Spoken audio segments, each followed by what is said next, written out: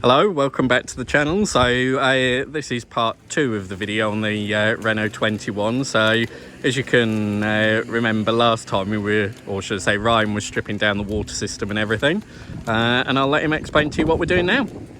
Yeah, so just starting to put it back together now. So done a couple of bits and pieces, taken a couple of extra brackets and bits off and just blasted them and then painted them. So done this, stripped the throttle bracket all down, cleaned it all up and painted it, and redone that. Did the exhaust heat shield down here, took that off, fixed it and repaired it. Yeah. And just generally painted the subframe a little bit and done some odds and sods around there.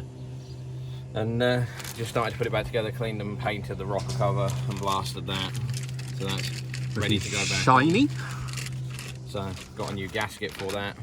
Yeah. I think should be that part number, if you can get that. Yeah. There we go. Yeah. And that should be the correct gasket for that. Yeah. So I got a load of new little nuts and bolts and everything just to change some of the old fasteners that were getting a bit tired out. Fantastic. Well, we'll get cracking on with this and then come back in the next section, see how we're progressing. Right, so welcome back. So the next stage, I'll let Ryan tell you what we've now done.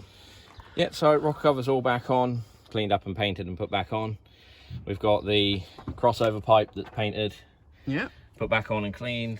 New thermostat is in, housing's been painted and cleaned, new bolts. We've put the new T-piece inside there that's a metal T-piece rather than the plastic. Yeah, yeah. New bit of hose down there. That is an original hose, but it's still in good shape. And we've put the heater hoses on, which go all the way up. I can't even get the phone down there, but go all the way up and around there. Yeah. Now the other thing is where is it? So that's the part number. Yeah, yeah.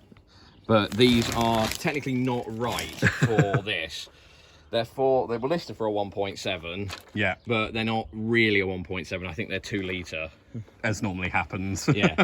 But the good thing is they're about that much too long. Yeah. So you can, as we've done with these ones, they're a bit of a faff, but you can still get to the bleeder because the bleeder's up here. Yeah.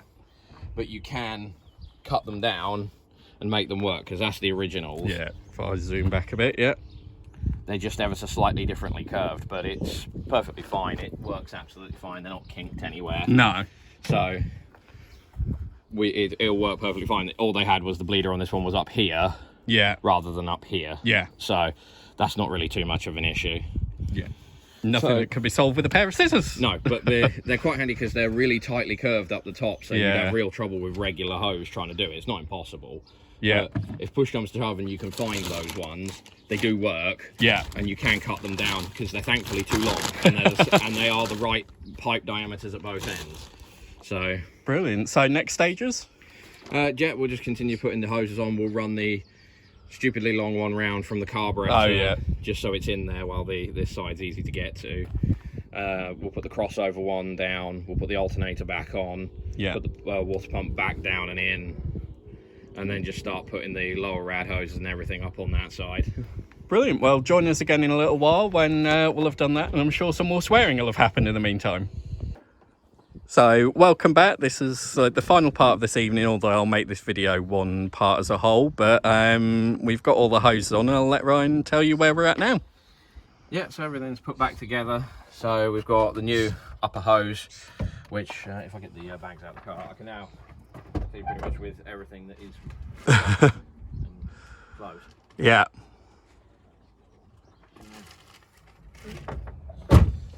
So the bag.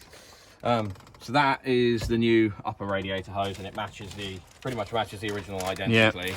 So that is a Gates hose. That is, that's of any use. Part number on there if anybody needs one. Yeah. So that one does appear to be perfectly right for a carb. Yeah. That is, we did show this last time. That part number there is for the carburetor.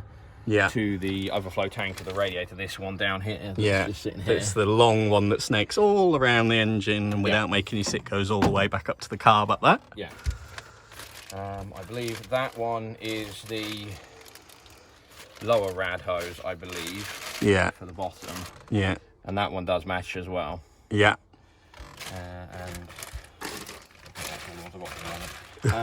the other one is somewhere hiding around. When I find the other Renault ones, we'll show that. But that was Yeah. this one down here.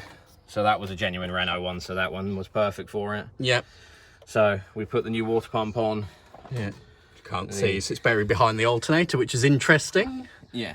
Yeah, that's quite fun to put back on. But that's all back on. Belt's all back on and tensioned. Alternator's back on. It could do with a real clean up and a paint, but these are never ever coming off. So it was disconnect it and leave it in situ, and it can just stay rusty. There's some battles you just don't want to try and mess with, because that was going to end up in needing a new alternator. Yeah, and it works. So yeah.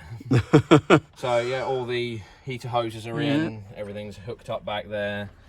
All the thermostats all in. All the crossover pipes back on. That's all back in. Belts are all back on. Rocker cover's all done with new gasket. And new paint, so it's all shiny now. Yeah, that alternator bracket's been painted. The pulleys have been painted. Yeah. A couple bits of other bits have been painted. So yeah, everything's hooked up and new Jubilees everywhere. And so easy to get to if you should have to get them off again. Yeah, all new hose clamps everywhere. Absolutely everything's been replaced. So it's going to be new radiator next. Yeah, and the fans down in there. Yeah. The lower rad box is completely disintegrated in quite a few areas. I do know about that. So yeah, it needs replacing, but for the time being, it is still hanging in there, and yeah, it's with us in spirit. So fantastic. So yeah, tomorrow join us for putting the radiator in, and hopefully not too much swearing. But yeah, join us again then. Right, welcome back to the channel. So this is the next day on rebuilding the Renault 21's cooling system, and we have two radiators side by side. I'll let Ryan tell you what we've done. Yeah, so we've got a brand new old stock radiator to replace the original, because nothing wrong with the original. It did appear to be fine. It never lost any coolant, wasn't leaking. But this was 30 quid to replace it, and that one was starting to get really crusty. Yeah. And it's very stained from the horrible coolant it's had in it and water mix. So better safe than sorry. 30 quid later, new old stock genuine Renault. Swapped the fan over, all the fan shrouds, all the springs and hardware and everything over from that one to give them a quick clean up. And then that one can be put into storage just as a spare rebuildable unit. I'll put the fan switch back in it when we go around the other side, and then fit it into the car. Fantastic. Well, come and see us once we've no doubt had some swearing, getting it back in the car. Right, so welcome back to the final instalment. I'm talking a bit louder because, again, like a Wally, I've lost the piece that connects my wireless mic to the phone. So as you can see, the car's running and it's warmed up, and I'll let Ryan explain to you what we've done. Yeah, so perfectly right on time. There's the fan cutting in and out. Yeah. So yeah, everything's topped up with the right blue ethylene glycol coolant. It will need a top up once it's cooled down, as it's now cycling all the last bits of air out of itself. I'll just come around this way just so you can hear us a bit better over the fan. So it's cycling, there we go, perfectly cycling the fan in and out, so all the fan switches working. The coolant level has dropped a little bit, so it's pulled a little bit more air out of itself, but yeah, there's no leaks, can't see anything. It bled itself up with the lead screws in the back. Yeah. It's happy, it seems to be running nicely. So if we go back round the other side. Yeah. Ooh, I'll whiz you around without trying to make you too sick. So now we've got a nice coolant bottle, we can actually see the circulation. Yeah. So you can see that pool there is what's coming back from the thermostat. That's very hot. And up here, if you can just get it, that is the return circulation from the carb, which was never ever working before. Yeah. This pipe on the original setup was completely blocked. So it's never had coolant properly returning from the back of the carburetor, which I think was probably contributing to its hot issues, where it was a little bit of an arse to get started. Yeah. Once it had been sat fast now, because it used to heat soak. But yeah, it's just dropped towards the minimum, so once it's cooled down, pull this off, retop the level back up. But we have a nice clear coolant bottle, you can actually see the level. See through now. And fan cycling back in. So that seems to be doing, but if we pop into the interior. Yeah.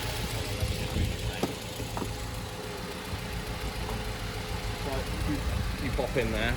Yeah, I'll bring you around and in without getting knees alert. So yeah, it's sitting fan on this cuts in right on the line just under the actual temperature there, and then we got to cut it out again. Yeah. So absolutely perfect. Temperature's dead set on. Heater is roastingly toasty hot, apart from the fan doesn't work properly, but yeah, that's a minor problem. We'll save you that earache of putting that on. Yeah. But yeah, no, it's keeping itself nice and cool. It actually warmed up properly for the first time ever, because it used to take a dog's age to get warm. Yeah. And it would, as soon as you drove anywhere, it was right down on 0 again.